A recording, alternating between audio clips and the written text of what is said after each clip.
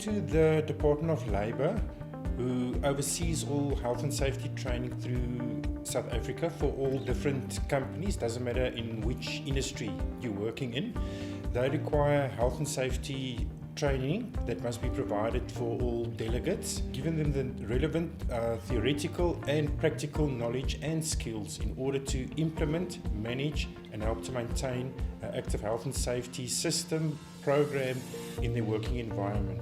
For in case there is any relevant emergency, they will know how to react, how to handle and how to deal with the relevant emergency. Occupational health and safety courses is all about training, teaching and learning the employer and the employees the relevant importance of your different health and safety roles.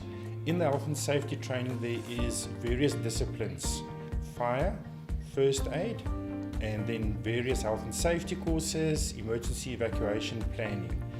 These courses, if we take first aid for example, the relevant delegates will learn how to treat, assist any injured staff member, client, contractor or visitor that might come to their premises. Basic fire training will assist them in how to identify, how to handle and safely try and extinguish a small fire while calling for assistance from the relevant emergency services. Health and safety, if we take the health and safety representative course, this is the employee nominated representative that will represent the employees from an employer in terms of health and safety.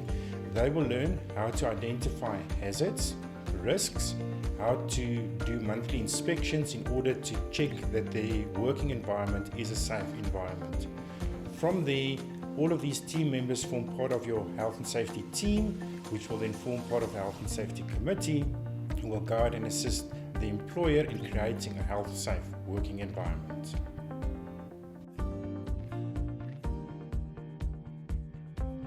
According to the Occupational Health and Safety Act of South Africa, first aid is a minimum requirement, as well as health and safety representative. In the OHS Act, they only refer to having a competent person to assist with fighting fires and a competent person to lead people out in terms of emergency evacuations. Your general health and safety regulations in the OHS Act clearly stipulates that an employer who has got more than 5 employees needs to provide a first aid box. If you have more than 10 employees in your employment, you need to train someone through an accredited training provider in order to provide first aid training. On health and safety representatives, it all depends on the type of industry. Normally, shops and offices, we work on a ratio of 1 in every 100 employees to be trained as a health and safety rep. Where we work shifts, manufacturing, production, there the ratio changes from 1 to every 50 employees to be trained in terms of health and safety. There's no formal guideline on fire wardens and evacuation leaders, so general industry perception is that we use the same ratio as what the OHS Act stipulates in terms of our health and safety reps. So 1 for every 100 if it's a shop and office, 1 for every 50 where we work shifts, manufacturing and production.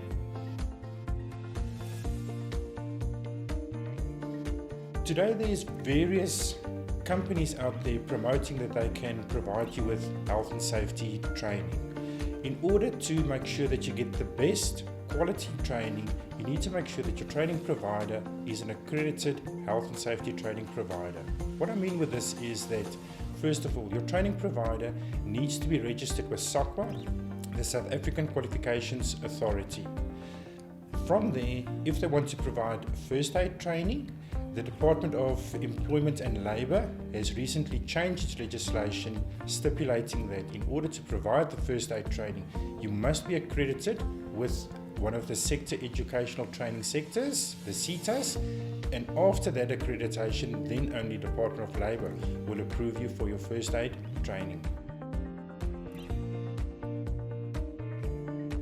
In order to become a health and safety specialist, this will not happen overnight. This is a long process and you need to make the the conscious decision that you would like to become a health and safety specialist.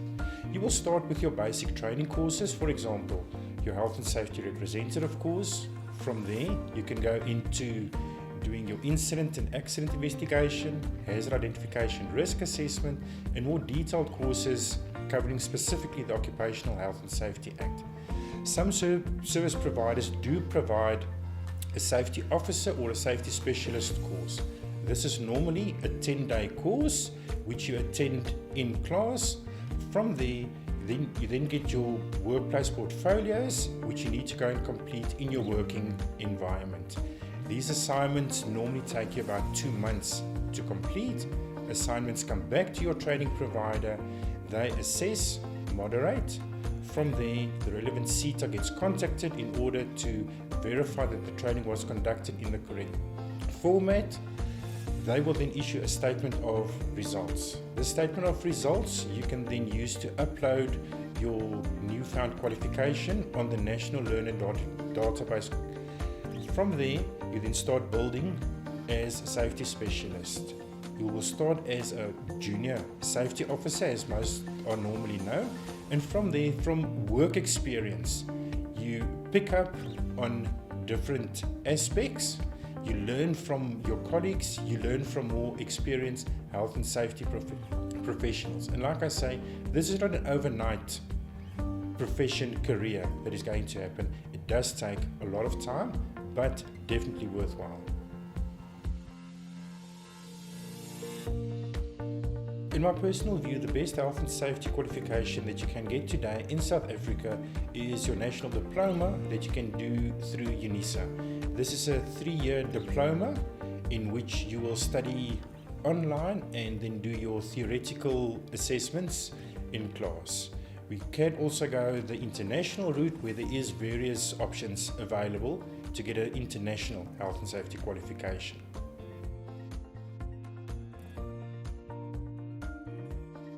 There's no formal requirements or pre-qualifications that you need in order to become a health and safety officer. We normally suggest you must have at least matric, you must be able to read, write and understand English, because working with the Occupational Health and Safety Act, which can be a very daunting task, you will need that level of understanding of how to interpret legislation.